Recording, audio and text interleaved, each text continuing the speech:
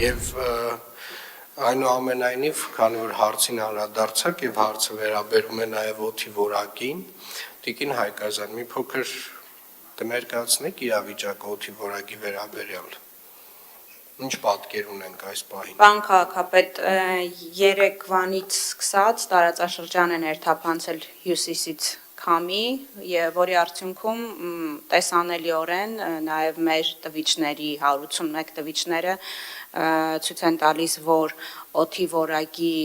զգալի բարելավում է տեղի ունեցել, զգալի այնքանով, որ համադրելի է ամառվա ցուցանիշների հետ։ Երեք առավոտյան կազմում էր 29, շուրջ մինչև 30, այսօր 65 և 8 PM 2.5-ի ցուցանիշը։ Միևնույն ժամանակ, երբ շարունակաբար ներկայացնում ենք օդի որակի մասին տեղեկատվություն եւ նշում ենք, որ այո եւ մարդածին եւ բնական ուրեմն ազդեցությունների հետևանք է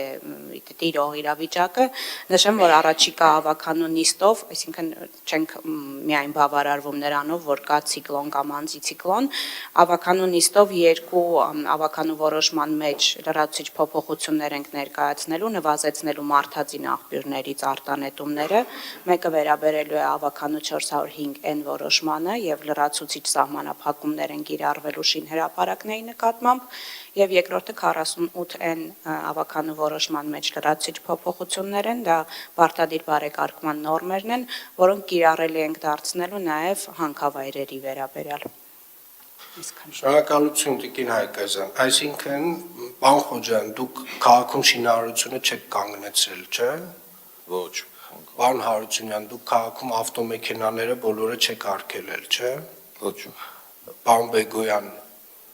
դուք շարունակում եք ձեր ծրագրերը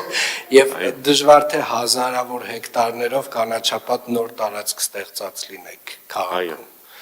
Շատ լավ, հարգելի գործընկերներ, սիրելի երևանցիներ, իրականում օդի որակի խնդիրը Երևան քաղաքում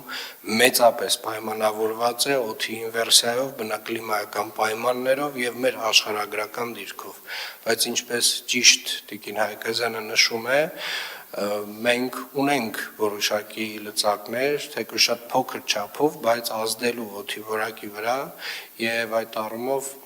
ամբողջապես այն աշխատանքները, որոնք որ արվում են, կարծում եմ, այն որոշակի ազդեցություն թողնելու են, բայց ինչ վերաբերում է գլոբալ փոփոխություններին, մենք այնուամենայնիվ պետք է շարունակաբար